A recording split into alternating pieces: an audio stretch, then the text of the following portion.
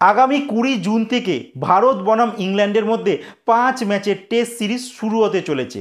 যে test series কিন্তু world test championship 2027 সালের অন্তর্গত। আর দুটো টিমের কাছেই এই সিরিজটা কিন্তু খুব ইম্পর্টেন্ট, যেখানে ইংল্যান্ড দল এখনও অবধি কিন্তু WTC চ্যাম্পিয়নই হতে পারেনি।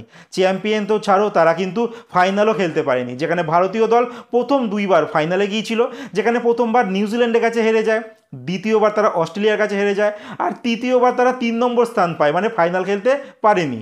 সেখানে আমরা দেখি অস্ট্রেলিয়া আর সাউথ আফ্রিকা মুখোমুখি হয়েছিল, সাউথ আফ্রিকা চ্যাম্পিয়ন হয়ে যায়। তো যাই হোক, দুটো টিমই কিন্তু এখন অবধি WTC চ্যাম্পিয়ন হতে পারেনি। ভারত 2বার ফাইনাল খেলেছে বটে, বাট চ্যাম্পিয়ন কিন্তু হতে পারেনি।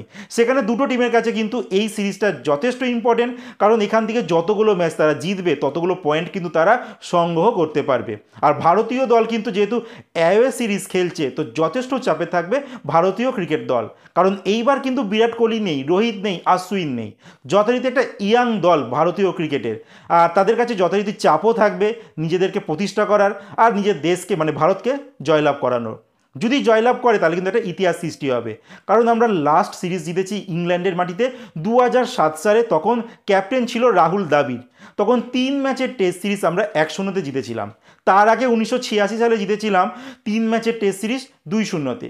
আবার তার আগে জিতেছিলাম 1971 সালে, তখন 3 ম্যাচের টেস্ট সিরিজ আমরা 1-0-তে জিতেছিলাম। মানে মাত্র 3বার ইংল্যান্ডের মাটিতে আমরা ইংল্যান্ডকে হারিয়েছিলাম, 1971, 1986, 2007। আর লাস্ট ভারত আর ইংল্যান্ডের মধ্যে যে 5 ম্যাচের টেস্ট সিরিজ হয়েছিল সেটা ভারতের মাটিতে হয়েছিল, যেখানে ভারতীয় দল তারা 4-1 কিন্তু হারিয়ে দিয়েছিল ইংল্যান্ডকে। তার আগে আমরা ইংল্যান্ডে গিয়েছিলাম 21-22 মরশুমে, সেখানে ইংল্যান্ডের সঙ্গে আমরা সিরিজ কিন্তু 2-2-তে ড্র করেছিলাম। সেইখানে যা সিরিজটা চলছিল সেখানে ভারতীয় ক্রিকেট দলে জেতার চান্সটাই বেশি ছিল, বাট আলটিমেট সেটা হয়নি। 5 ম্যাচের সিরিজ 2-2-তে শেষ হয়ে যায়। এর আগে ইংল্যান্ডে আমরা 2018 সালে যাই, তো সেইবার ইংল্যান্ডের কাছে আমরা 4-1 কিন্তু সিরিজটা আমরা হেরে যাই। তার আগে 2014 সালে আবারও আমরা ইংল্যান্ডে গিয়েছিলাম, তখন আমরা সিরিজ হেরেছিলাম 3-1 ব্যবধানে। তার আগে 2011 সালে যখন আমরা ইংল্যান্ডে গিয়েছিলাম, তখন মহেন্দ্র সিং ধোনি সম্ভবত ক্যাপ্টেন ছিল ভারতীয় ক্রিকেট দলে। তো সেই সময় আমরা 4-0 মানে 4 ম্যাচের টেস্ট সিরিজ 4-0 ব্যবধানে লজ্জার হার কিন্তু আমরা সেবার হারি।